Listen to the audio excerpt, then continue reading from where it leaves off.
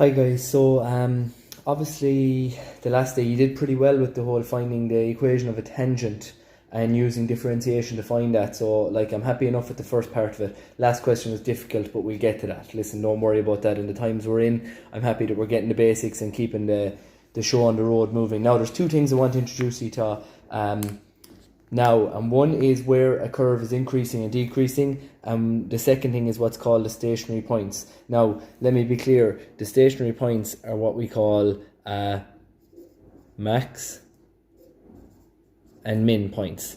So a U-shaped quadratic graph has one stationary point, it's here, right?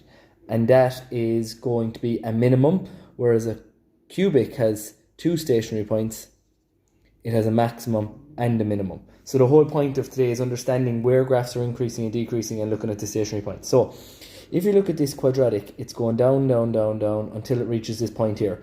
So any tangent is going to be running this way, which means the slope of any tangent is going to be negative. Whereas any tangent running up this way, as we look at it from left to right, is going to be going straight up.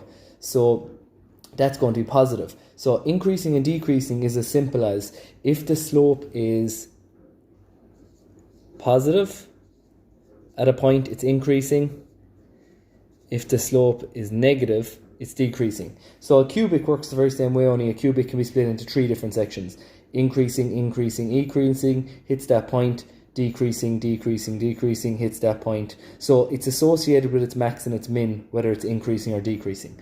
Now, at these, what we call stationary points, they have something in common. The tangents that run across these stationary points are always horizontal, which means that they all have something in common. It means that their slope is zero. So unlike the last question where we were given the x values and we had to find the slope, if we're ever asked for the stationary points, we know straight away that the slope is zero. So looking at an example of a question.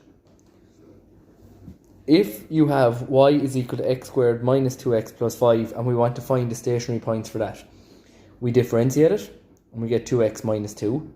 But unlike the last question where we knew the x value, we're actually trying to find the x value. So instead of us plugging something in for x and getting the slope, we know that the slope is 0. So we let the equation of the slope equal to 0 and we try and find what x is. So at x equal to 1, we know that the slope is 0, which means at this minimum point, it's 1 something. How to find the y value? You sub it into the very original equation. So sub 1 back in up there, and we get the y value. That gives us the point. The only thing that would be different here for a cubic is that instead of having a linear equation here, we'd have a quadratic. And it just means we'd get two x values when we use the minus b formula when we let it equal to 0. And then we get two y values because it has a max and a min. So, you're going to need 2 points, which means you need two x values. So that's the only difference there. In the questions I'm giving you, don't forget that we have rules. So don't forget, if you need to differentiate using the chain rule or the quotient rule or the product rule, etc., do it that way. But the key point here is if you're looking for a stationary point, you differentiate it and you always let it equal to 0. Right? You'll end up with a linear equation or a quadratic equation, solve it, find your x values, and then go back up and sub them in for your y values. Okay, hopefully that makes sense. And obviously I'll set you some questions and we'll see how you get on with them. Okay, thanks guys.